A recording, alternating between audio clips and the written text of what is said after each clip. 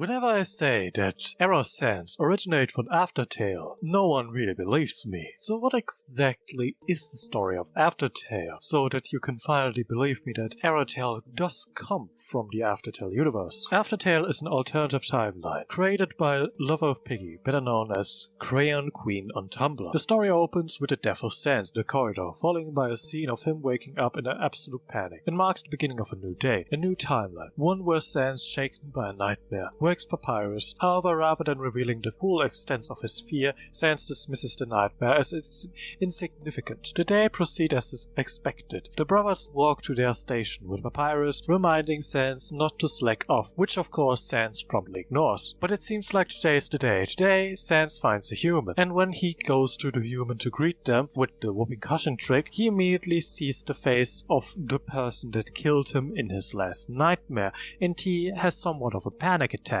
But anyways, he tries his best to play it over and play it cool by making some jokes and hiding the human behind the conveniently shaped lamp, while also giving the human his coat to keep the human warm, while carrying the human towards Papyrus, where Papyrus tells sænz to capture the human, and together sænz and Papyrus capture the human and bring them to the makeshift prison cell that Papyrus made when he would capture a human, while also feeding the human dog food in an attempt to protect the human from freezing to death, and also to keep them safe, and also to keep them captured before Undyne can grab them and bring them to Asgore. But Papyrus has a bad feeling about this, since he knows Undyne will bring the human to Asgore, and while he doesn't know what exactly Asgore would do, he feels like when he brings them to Asgore something bad would happen to the human, and he starts to like the human. But sænz tells him that his brother would know best what to do in this situation, and anyways,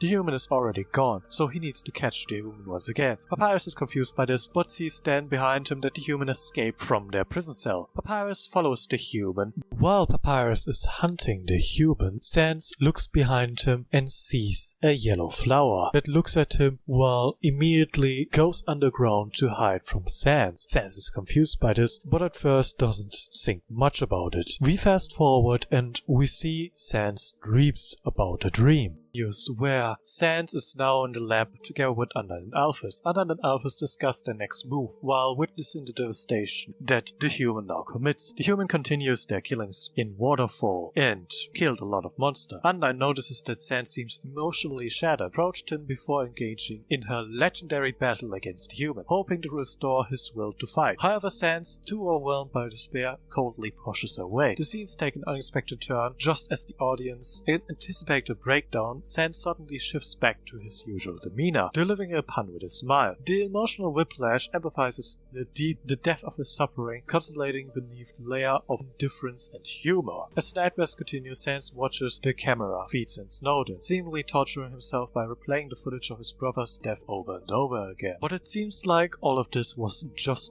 another nightmare, since in the next scene we see sænz waking up while burning in blue light, completely distressed of what he just saw. Papyrus comforts sænz, but is unsure of what exactly is happening with sænz. He is scared of what exactly happening with sænz, and he is concerned of what actually happens to sænz. So he gives sænz the opportunity to stay with him in his bed, so that he can look after sænz while he is having these nightmares. Sænz doesn't want Papyrus to be burdened by his problems, so he decides to go to Grilby's. But when Papyrus notes that the human is also in his room, sænz makes a 180 and decides to go to Papyrus' room, since the nightmare of the human killing Papyrus is still fresh in his mind, and he fears that this human would do the same thing. So he goes to Papyrus' rooms and reads both the human and Papyrus a good night story of Fluffy Buff, while he decides to sleep on the floor. This of course he tells Papyrus, but in reality sænz just sits there awake with his blue magic intact, and waits for the human to do something stupid. And if the human does something stupid, he would be ready to strike the human down. And so ends the first part of Aftertale. If you want, the morning arrives, so Papyrus seizes the opportunity to talk to sænz about his nightmare, after seeing that sænz didn't sleep a single minute this last night. What I forgot to mention was that sænz and Papyrus, as well as the human,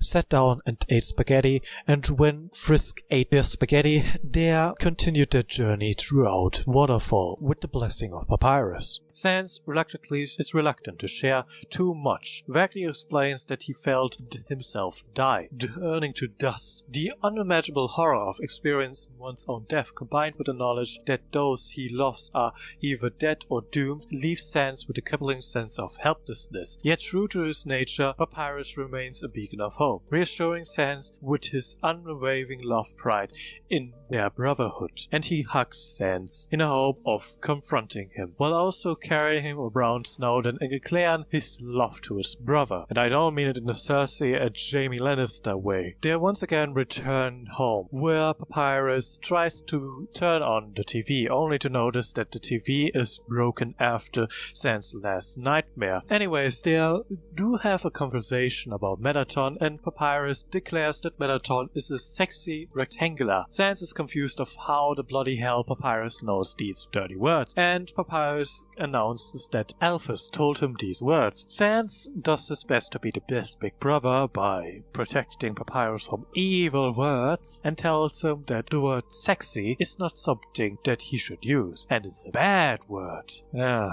Sænz, you're too good at your job. Now Papyrus is too innocent and still sleeps with children. Okay, without the context, this is a wild statement.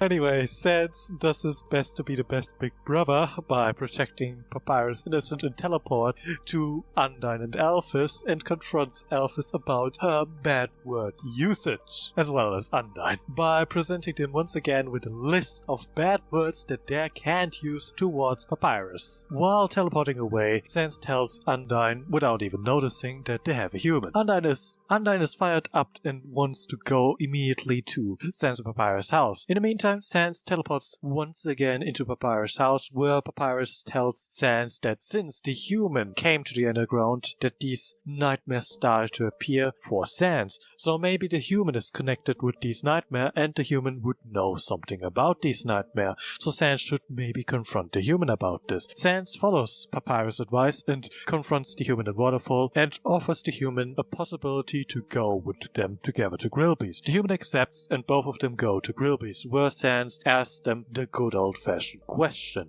Be honest with me, kid. I won't judge. Sænz asked, his tone uncharacteristically seriously. Have we met before? And if that's the case, did you hurt them, my friends, my family, me? Did you kill us all? Frisk, who is usually silent, unexpectedly responds. Their expression shifted into a wide, unsettling smile. You remember? Then, with chilling delight, they continue. Remember when I killed everyone? At this moment, the true beginning of Aftertale is unraveled. Frisk relish in their action, proudly repronounce their past genocide deeds, laughing as they describe the slaughter. The tension in the room is quite literally so sharp you could cut yourself with it. Grillby, seeing the impending danger, clears the restaurant. Sænz, making a split-second decision, retaliates, firing two Gaster Blaster at Frisk in an attempt to end their reach of terror forever, even though he knows that the human would just reset everything once again. But that doesn't stop him from making a one-liner. Get dug down, you piece of garbage! By doing that, they are managed to kill the human, but also are responsible for the destruction of Grillby's counter. But sænz announces that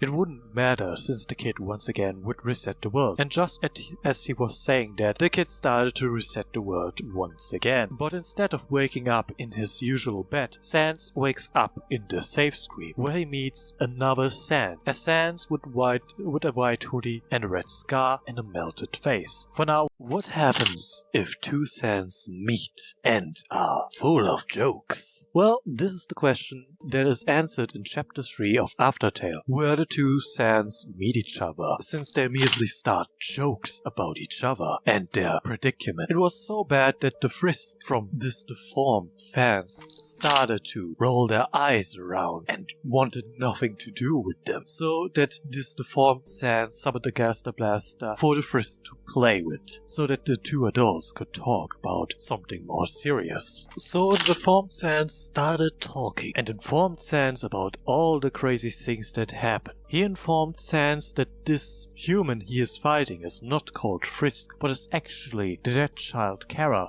who took over Frisk's body and is currently experimenting with the world. The dreams that our normal sænz has about these genocide timelines are actually memories from this deformed sænz. You see, the memory that I described in part 2, this deformed sænz memories about the last timeline, this being a genocide timeline where the human killed everyone. And after the human killed Undyne, sænz thought to himself, well, I did all that I could do and everything seems lost, and go down to the lab and injected himself with determination in the hope of overriding the determination of the human and resetting the world once and for all. Since he already knows that the human can reset and load the timeline to their liking, and is actually so bored that they are about to erase the whole world forever. So, with nothing else to lose, since his brother and all his friends are gone, he injects himself with determination and confronts the human in the Judgement Hall. And the deformed sænz was actually able to defeat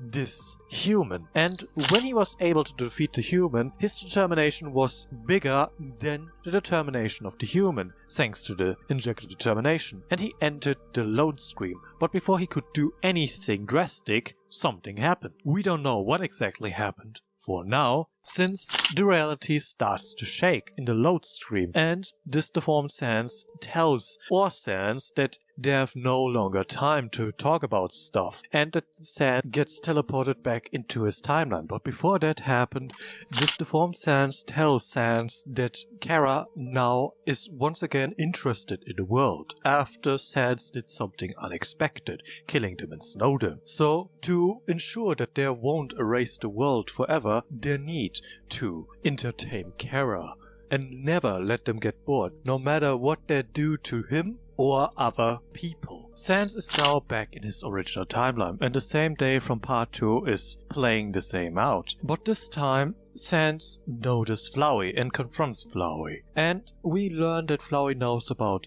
the deformed sænz in the safe stream and the Frisk in the safe stream, and knows about Chara possessing Frisk's body. We also know that Flowey has a plan on how to deal with it. He says that sænz needs to go to the lab, but sænz is like, buddy, believe me, I believe myself more than I believe you. But Flowey argues that sænz himself keeps secret from his friends and even his brother. Why wouldn't this deformed sænz do the same thing to him? Then, after saying that, he leaves, leaving sænz confused on what to do. But he can't be confused for long, since the ruin door opens, and instead of just the human leaving the ruins, also Toriel leaves the ruins, and Toriel is ready to throw hands, thinking that sænz would hurt the kid. But that is for now the story of Aftertale. If Toriel and sænz quickly realize that they already know each other, since they share the same love for puns as each other. This love for puns and realization that sænz is the guy behind the door and Toriel is the woman behind the door lightens the mood and lowers the tension that was just seconds before about to boil over. Meanwhile, Chara has managed to convince Toriel to escort them all the way to Gasgore, ensuring that they won't have to face him alone. Once again, Chara was able to alter the timeline once again. As they prepare for the journey, Papyrus arrived, having forgotten to mention something. However, Toriel soon recognized that this was sænz's brothers, and they start making puns, which of course Papyrus started hating. After a brief stop at Papyrus' house, where more puns were exchanged, they continue their journey, eventually arriving at Grillby's, where Papyrus notes that sænz wants to get closer to Toriel, maybe even into the friend zone with them. Sænz is a bit embarrassed by this, but tells Papyrus something, that he should never be left alone with the human. Anyways, suddenly a spear crashes through the window, and it turns out that this was Undyne's spear, while she screams out the word shit out, since she hoped that she didn't kill anyone with her spear. This of course was marked by sænz as one strike. Anyways, Undyne is maybe a little bit scared of sænz. Who am I kidding? Extremely scared of sænz, but her fear turns into excitement and determination after seeing a human child. And Undyne is ready to take this human child, either by force or by killing them right here, right now, to gather the soul and bring it to Asgore. However, Undyne didn't include Toriel into her equation, since Toriel starts to defend the human with her fire magic. Undyne claims that this is the 7th human, the last human they need to break the barrier, which of course results into a breakdown on Toriel's side, since once again Monsterkind completely forgot that Frisk is the 8th human and ignored Chara's existence. Something you shouldn't do in front of Toriel, considering that she was the mother of this child. Toriel firmly states that if Asgore wants the child's soul, he will have to come and take it himself. Reluctantly, Undyne chooses not to fight Toriel directly, since she is still the queen of the underground, and instead decides to fetch Asgore. But before Undyne could leave, Papyrus challenged her to a friendly competition in an attempt to make everyone in this room bloody best friends forever and to lift this rather depressing mood. This competition is who can lift a boulder. First, Papyrus instructs sænz to lift a boulder. Sænz is able to lift a boulder if he would use his blue magic, but given sænz's lazy nature and attitude and funny nature, he doesn't even attempt to lift the boulder. Then Papyrus asks Undyne to do the same, which she eagerly accepts and lifts the boulder with her 2 hands, but is struggling quite a bit. But to everyone's surprise, Toriel, who is, it has to be noted, a powerful boss monster, effortlessly lifts the boulder with 1 hand. During this distraction, sænz quietly pulls Undyne aside and asks her for a favor: to never let the human out of sight, especially alone with Papyrus. Undyne agrees with that and assures sænz that she will keep an eye out human. Sænz thanks Undyne and goes inside his house to take a nap, but in reality, this nap would allow him to get in contact with this deformed sænz in the load screen. When both sænz meet each other in the save screen, this deformed sænz tells our sænz what happened afterward after getting to the save screen and was about to reset. This glitch sænz attempted to reset the world and realized that nothing happened. Instead, he discovered that when Frisk reloaded the last save point, right before the battle in the Judgement Hall, his own determination allowed him to remember every single reset and every single time the human load. This means that sænz remembered every single step the human does and could counter the human over and over again. But we are facing a human who is determined enough to reset the world over and over again. And so, after 536 failed attempt of killing sænz, the human, in this case Chara, finally achieved their goal and slicing sænz up. As sænz was reduced to dust, he snapped his finger and vanished. But thanks to his injected determination, he accidentally teleported himself into the save screen, where he is now stranded, since he can't leave the save screen, because if he would leave the save screen, he would die from his wounds from the last Genocide Run. This of course brings up the question, how is he even still alive? This deformed sænz tells us that he is still alive because of the fact that the save screen gathered all the information about sænz and retains his body here in the save screen. But if he would leave it, he would die. But since he is now trapped in the save screen, sænz wouldn't exist in the normal Undertale timeline anymore. So this deformed sænz split his soul into tiny pieces and created a sænz on his own. This created sænz is our normal sænz. But since he is a creation from just a single part of his soul, he sometimes feels like he's missing something, sometimes feels like his behavior is odd or has missing memories, which results into him being his own person and also being unfinished. Unlike many stories where now the main character must have a mental breakdown, sænz takes it with, okay, that's actually pretty weird, but could you please tell me what your name is? Which the deformed sænz answered with a name that all normal sænz wouldn't have guessed. This deformed sænz calls himself Genocide, since he feels like he deserves this name after he let everyone he cared died. Seeing this, sænz asked one question to Geno sænz.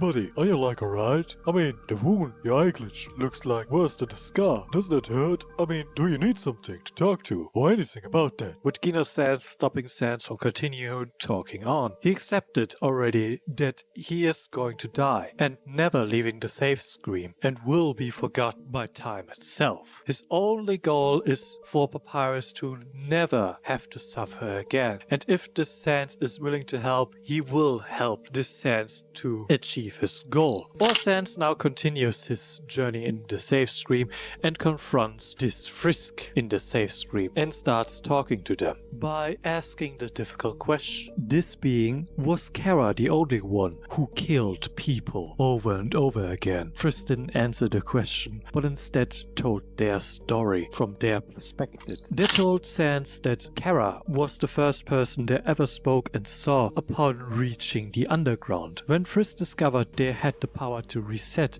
and load, they used it extensively to replay the perfect ending over and over again, this being the pacifist ending. But eventually, seeing the perfect ending over and over again became boring. And when it became boring, Chara suggested an idea. Hey, why don't we kill everyone this time? It's not like we can't just erase the damage we do later. Why don't we try something new? No killer sænz. Why don't we see what would happen if we kill everyone? At first, Frisk killed a couple of monsters and resetted from the guild. But then they did it over and over again, until the only monster that was left was sænz. And the first time of many, it took Chara and Frisk 536 times to kill them, but in the end they still succeeded. But this was only the first of many times they killed sænz. The first time was, as you may know, the longest time it took to defeat him. But Frisk noticed that Chara wanted to do something drastic after killing sænz. And before this could happen, Frisk resets the timeline, since they noted that Chara wanted deep down to hurt everyone extremely. But after 100 lifetimes or 1000 lifetimes, Frisk isn't sure of how long it took, they once again reached the point where they killed sænz for 1,000,000 times or whatever, how much they did it. And Chara's influence was so strong that they eventually killed Asgore and Flowey, and at the end Chara took over the body of Frisk. And when that happened, Frisk was ejected from their body and landed in the safe screen, where they were confronted by Geno sænz, and they knew immediately they're fucked up. They begged to spare him, and even though Frisk knew he wouldn't listen, Geno sænz stopped his barrage of attack, then kneeled down to them and said to them, Hey kiddo, why don't we just forget all this, okay? Come here, pal. I'm real tired of all this fighting, aren't you? Since then, after Frisk took Geno's hand, he was nothing but kind to them. He lets them play with the Gaster Blaster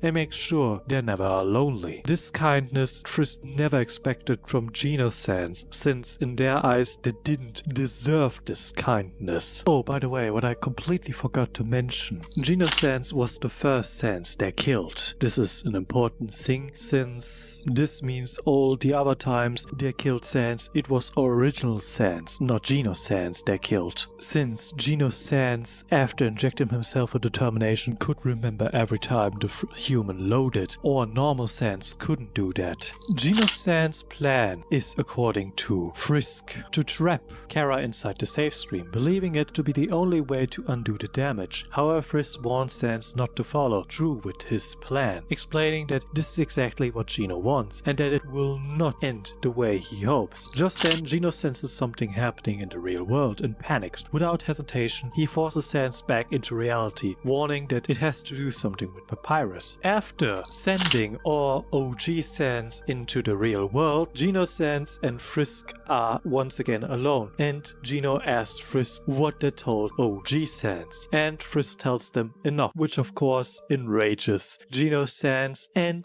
they call Frisk a dirty little traitor and traps them with his blue magic. Sænz wakes up from his slumber and noticed a literal war going outside his home. Magic attacks and spears are fired and clashed. Undertale and Toriel are locked in a standoff. Undertale shouts in a fury, claiming that the human tries to stab Toriel and is a danger, while Toriel claims that this was nothing more than an accident and that the human didn't deserve to be hurt. Sænz finds out that the human continues their journey throughout Waterfall and Papyrus followed them. Realizing the danger, Sænz immediately teleports past Toriel, racing towards Waterfall as fast as he can in an attempt to save Papyrus, but he doesn't make it in time. Waiting for him is Chara, who smugly taunts Sænz, revealing in his failure to protect his brother, they took their time and killed Papyrus and took Papyrus' scarf. Even when he has some of his memory intact, he isn't able to save Papyrus. Sænz for once chooses a different approach. Instead of blasting Chara with Gaster Blaster, chooses the approach of, instead of talking to Chara, he tries talking to them, hoping to learn more about his enemy and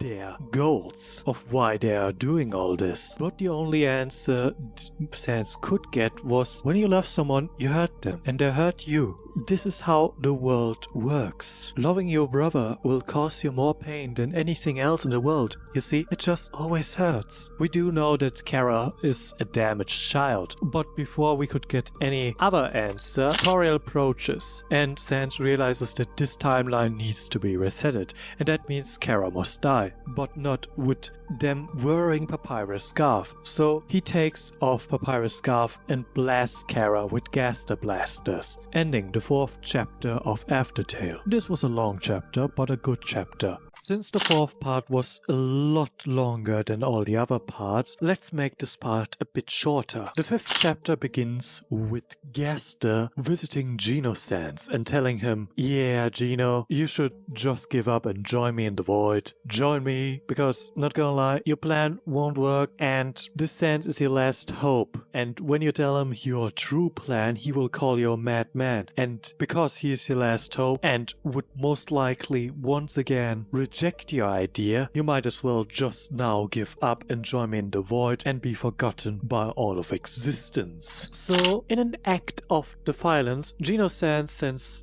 Gaster away by teleporting Sænz back to the safe screen, proving that he has some fight left and doesn't plan on giving up, not yet. He also reveals to Sænz that he has brought different versions of Sænz from multiple timelines to this very moment, each time having the same conversation, each time trying to convince them to join his cause. It has to be noted that his first plan was to ask one of the sænzes to help him escape, but he noticed then that it was impossible for him to escape the safe screen. But then his plan was altered by one of the many sænz, who told Geno-sænz, why even try? Nothing will change. And that sænz, as well as many other depressed sænz, convinced finally Geno-sænz to change his plan. But what exactly is his cause? Geno explains that his plan is to end the timeline forever and end all of existence. He believes that's the only way to protect Papyrus, by stopping all of existence, since the human would just reset over and over again and experiment with the world over and over again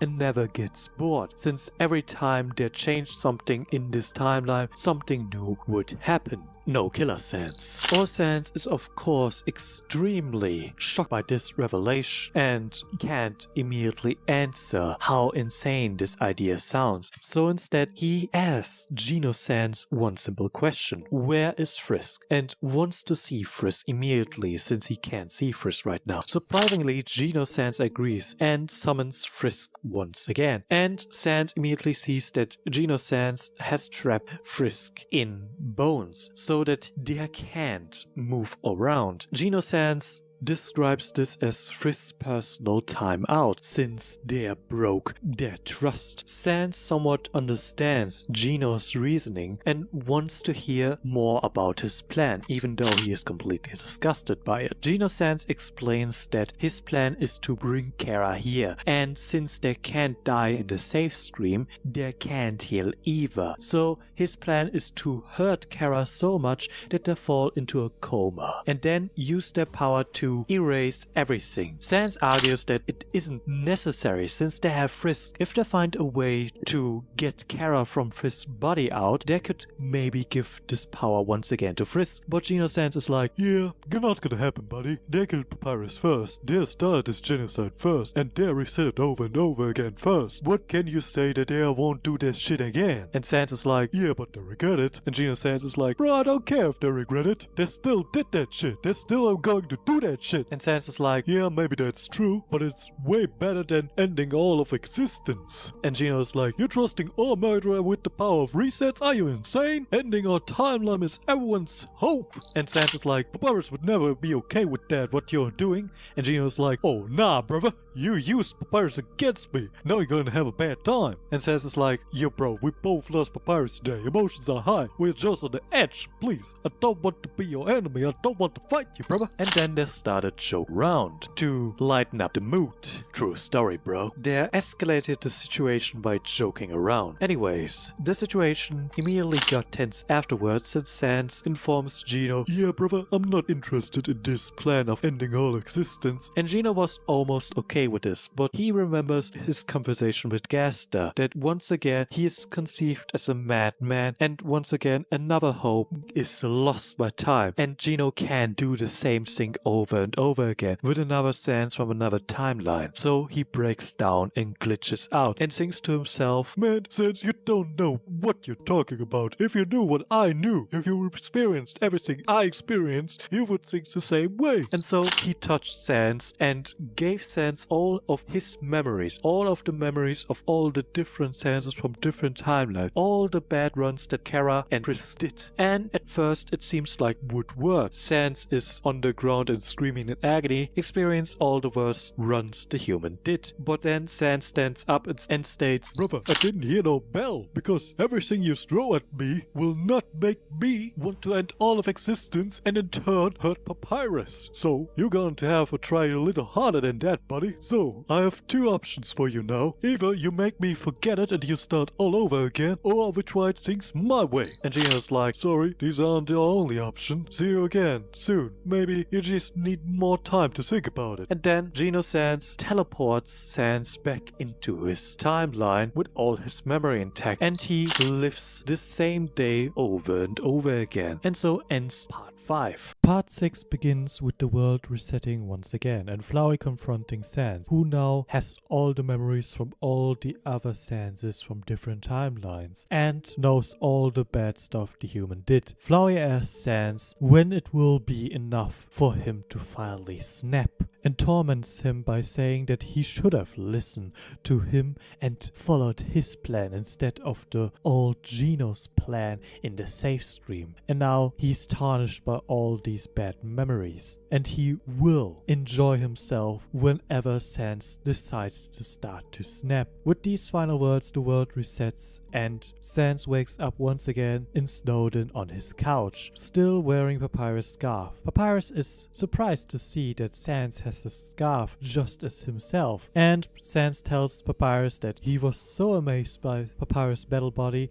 and scarf that he just made himself one of his own. Papyrus is extremely touched by this and hugs him. The day continues as normally, and the normal dialogue from all the different timelines could repeat it, but this time Sænz can't take it anymore. All the memories from all the different Sänzes are crushing him, since none of these things have meaning anymore. All of this happened countless times, and if we have to believe Frisk's estimate, around 100 or even 1000 lifetimes has that happened. And when Papyrus noticed for the millionth time that something is wrong and wants to confront Sænz about it by stating, I know you better than anyone, Sænz started to break down and started laughing like a maniac. And recites the exact words Papyrus wanted to speak before he can even speak them, which freaks Papyrus even more out. But I can at least understand sænz, since having all the memories from all different sænzes, from all different timelines, from all different Genocide Run and Brutal Neutral Run will fuck with your mind, as does sænz, Killer sænz and other sænzes. But unlike other sænzes, this sænz didn't commit a Genocide Run right after being ejected with all these bad memories, so at least he get that going. But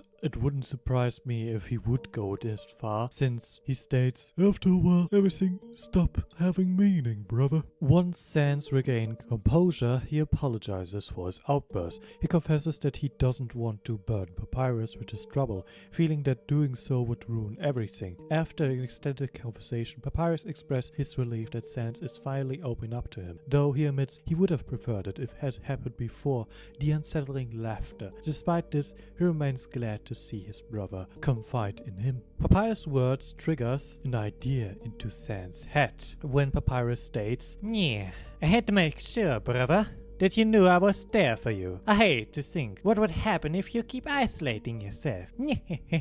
And these combination of words, especially isolating, brought sænz to an idea. Sænz promptly takes Papyrus to the door of the ruins, where they wait for Chara to arrive. As Chara approaches and opens the door, sænz states, "Okay, buddy, we're going to do something different," takes their hand and screams, "Hey yo, Geno, brother, teleport us away, I got the kid." And Chara is like, "Oh god damn it, he lost his marbles already." And then, right at that moment, sænz immediately starts to teleport both of them away. But right at that moment, sænz grabs Papyrus' hand and all three gets teleported into the safe screen, which of course sænz is not a big fan of, since now Papyrus would see what sænz would do to Chara. But that would happen in the 7th chapter of the story, so please like and subscribe. Part 7 of Aftertale begins with a flashback of the Dreamer family, where a conversation is happening about if Chara should call Toriel mom. Asgore states that it would not be fair to Chara if there would pressure either Toriel or Chara into such a position, and that Chara can just call them Mr. Asgore and Miss Toriel if that's easier for them. But they do explain that they would be happy to welcome them to their family, but Chara explains that you won't probably want me in your family, because when they start to care about people, they get usually hurt, and they don't want to hurt them too. Asgore explains to Chara that there are a lot of things in the underground that makes life hard, but they are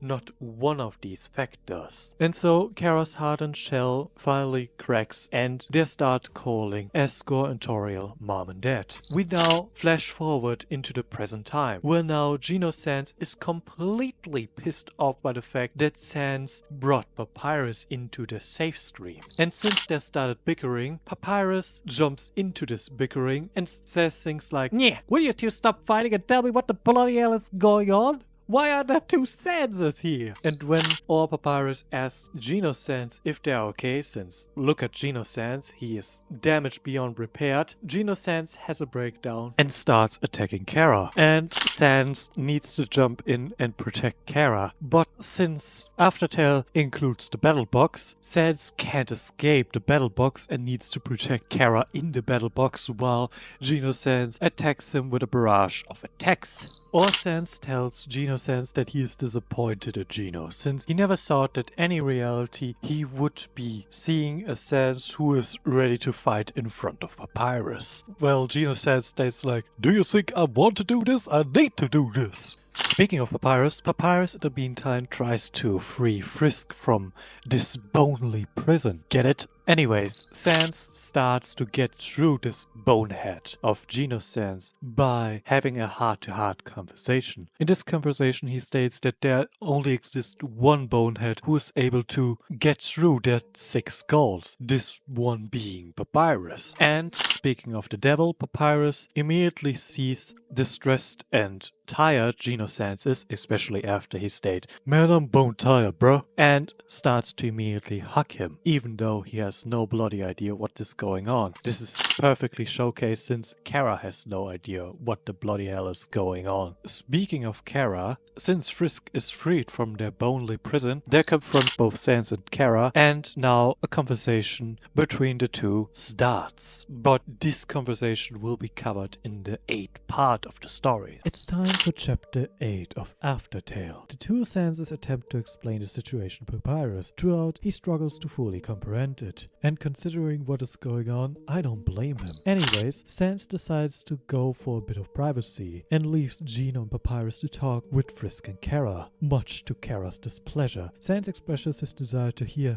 Chara's sides of the story, but Chara scoffs at the idea, since he speaks of justice and mercy while he himself killed all the prior 6 humans that fell down, and only because an old lady from behind a door asked him to do that. Sænz looks around to see if Papyrus heard that, but to ensure that Papyrus would hear that, Chara raises their voice and declares, "And the only thing that stopped you from doing the same to Frisk was a promise to some stranger throughout the damn door." This revelation immediately catches the attention of both Geno and Papyrus. But after raising their voice, they think to themselves, maybe it would be better if I just tell them my story. And they tell their story. They tell sænz that they knew that the people who went up to the mountain never returned. So they went there to the mountain and fell to what they thought was their death. Instead, they ended up part of a family, and they finally felt safe, since they had people who really seemed to care about them. They thought that monsters were better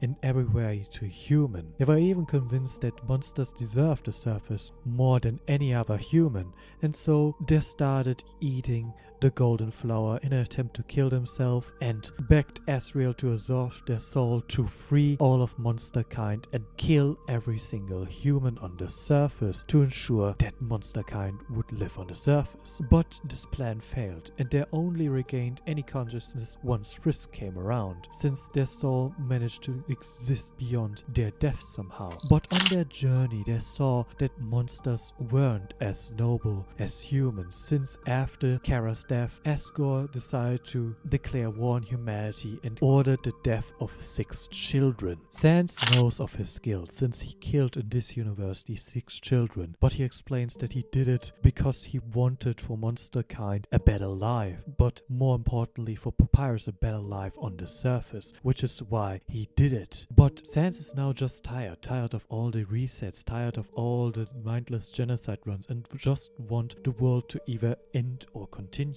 And so sænz begs Chara to end it all. Chara is unsure, but Frisk comes to Chara and states, yeah, we should probably stop this. But Chara is like, yo, you started this. You killed them first. And Frisk is like, yeah, I know. I did horrible things. Loading and resetting the world is a terrible power to have. Since you do actions, you have the power over others. You stop caring about how they feel, even though you care about them. The desire to play with lives, to experience new outcomes, were too much. We hurt a lot of people, some irreparable so. Frisk states that they deserve to be punished, but more than anything, they want to try to fix their mistake they made. And they want to reset everything and want to bring all of monsters to the surface and never reset again. And they want to see the best side of all of them, even from Chara. So they ask Chara to give them their body, but Chara argues that maybe they can kill Geno and sænz. But Frisk argues, yeah, try this. You can't die here, but you can get hurt here, and you need to fight against 2 sænzes if you want to fight against sænz. Frisk argues that Chara should give back their body, and let's play this game one last time and bring everyone to the surface. Chara agrees, but argues that the monster thinks that the surface is paradise. They won't be accepted by humanity. They're going to build up their hopes just to crush them with how horrible reality can truly be, how horrible the surface can be, and how horrible humankind can be. Frisk argues that this could happen, but as many bad people, there exist as many good peoples, and they will see how things turns out. Chara wishes Frisk farewell and loosens their control over Frisk's body and leaves their soul forever, leaving an empty husk and finally finally moving on to the afterlife. Frisk is completely devastated and Papyrus is depressed by this outcome, while sænz is extremely chill about this. He's kind of a chill guy, you know? But he's also unable to feel any emotion towards this human anymore, since all the things that the human did made him a bit spiteful towards them. And so ends the 8th chapter of Aftertale. It is time for the final path, the 9th path of Aftertale. And I will say this one is full of content that can be skipped over. Let me explain. Frisk wakes up in their body and they decide to reset the world. And even though Geno fears that Frisk will abuse this power once again, he's at least a bit hopeful that something else would happen. And they decides to look after Frisk's journey and see their progress. We see the Frisk journeys throughout Geno's eyes and see that Frisk does hold their promise by doing a pacifist run, where they befriend every single person along the way and are so affected of being a pacifist that every single person follows them on their journey to Asgore after they befriended them. And in the end, Frisk faced up against Asriel, and right at that moment where Geno is looking at this fight, Gesta appears and says like, yo bro, the child that killed you and tormented you all this time isn't free and got the happy ending. You, however, are in the void and cheering on for your murderer and the murderer of your brother. Everything you fought for came to nothing. Do you really think they come back for you once they reach the surface and give you their happy ending? Just give up like I did and join me in the bloody void. But Geno is like, after seeing how Frisk frees sænz from Asriel's mind control, that the sænz is rooting for the kid, and Geno decides to not give up and blast Gasta with Gasta blasters so that he would finally go away. After the pacifist run is finished, Papyrus, sænz and Frisk enter once again the safe screen to look after Sænz and tell Sænz that they have an idea of how to save him. This idea came from Papyrus, and this is still a typical Papyrus idea. The idea is following. Right before Sænz would leave the safe screen, he would eat an item that would wholly recover his HP. This item being a butterscotch pie. Geno is so amazed and also so dumbfounded that such an easy solution has never occurred to him, and is rather unsure if this would even work. But they decide to do it anyways, since he has nothing else to lose. And Lord behold, this solution, the pie, actually works, and Sænz, together with Papyrus and sænz, does make it to the surface, where everyone is bloody confused why the bloody hell are now two sänzes. And Papyrus is like, oh yeah, this is my brother Geno, he's from another dimension. And everyone is like, okay, this is weird, but whatever. So let's run down the mountain and let's get greeted by the bloody humans. And so everyone runs down into the city, while Geno is finally happy to have his happy end. The end. That was Aftertale. I would advise you to read it anyways, since it's bloody emotional and bloody well written. Anyways, this was my short overview of Aftertale. I hope you enjoyed this, and if you did, please like and subscribe, and I will be now reading some Game of Thrones. Goodbye for now. Ciao!